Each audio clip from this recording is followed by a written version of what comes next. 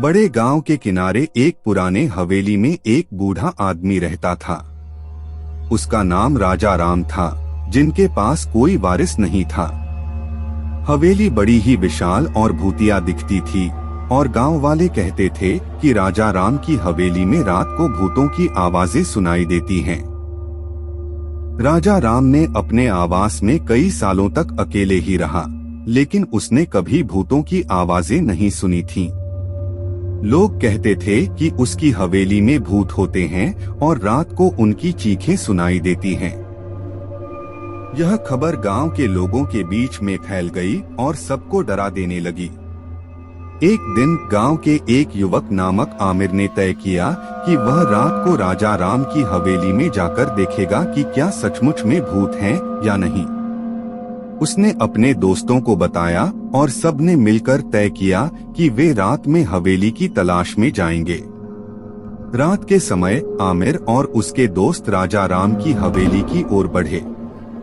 हवेली अंधकार से भरी हुई थी और उनकी आंखों में कुछ समय तक अंधेरा रहा।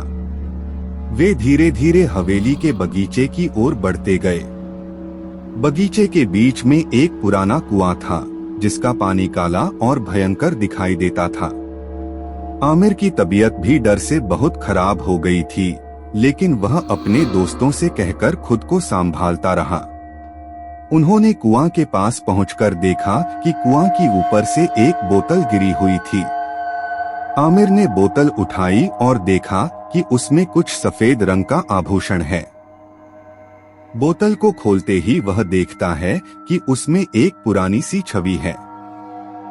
छवि में एक सुंदर सी स्त्री दिख रही थी, लेकिन उसकी आंखों में भयभीतता और डर का अंबर बसा हुआ था। आमिर ने अपने दोस्तों को बुलाया और उन्हें छवि दिखाई। सभी ने हैरान होकर कहा, यह कौन है और यह छवि कैसे यहाँ पहुँची? वे सभी मिलकर बूढ़े राजा राम से मिलने का निर्णय लेते हैं। राजा राम की हवेली पहुंचकर उन्होंने सभी को बताया कि यह छवि उसकी पहली पत्नी की है, जो कुआं के पास बहुत समय पहले एक दुर्घटना में डूब गई थी। राजा राम ने बताया कि उस वक्त से हवेली में भूतों की आवाजें आने लगी थीं और लोग डरकर दूर रहने लगे थे। राजा राम ने कहा, मैंने कई सालों से इस हवेली में अकेले ही रहा हूँ और कोई भूत नहीं है। यह सब एक अफवाह है जो गांव वालों ने फैलाई है। आमिर और उसके दोस्त अब समझ गए कि यह भूतों की आवाजें नहीं बल्कि किसी की दुख भरी कहानी की चीखें थीं, जो अब तक सुनी नहीं गई थीं। राजा राम ने छवि को देखकर कहा, यह मेरी पहली पत्नी थी और वह एक दुर्भाग्यपूर्ण दिन में हमारे बीच हुई एक दुर्घटना में नहा गई। उसके बाद से मैं यहाँ अकेले ही रहता हूँ। राजा राम ने फिर बताया कि वह किसी से मिलने नहीं जा सकते, क्योंकि उसके द्वारा बनाई गई कुछ सबसे शक्तिशाली और अजीब मंत्रे और यंत्र हैं, जो किसी को भी देखने से रोकते हैं। आमिर और उसके दोस्तों ने समझाया कि वे गांव वालों के बीच यह खबर फैलाकर उन्हें डरा रहे थे। राजा राम ने कहा, तुम्हें मेरी कहानी जानकर यह सच्चाई स्वीकार करनी चाहिए कि इस हवेली में कोई भूत नहीं है। आमिर और उसके दोस्तों ने राजा राम से माफी मांगी और उन्होंने यह भी कहा कि वे गांव वालों को सच्चाई बताएंगे और उन्हें डराने वाली अफवाहों को दूर करेंगे। इसके बाद गांव वालों ने राजा राम की हवेली की तबाही से बचाव के लिए मदद की और उन्हें उनकी सहायता मिली।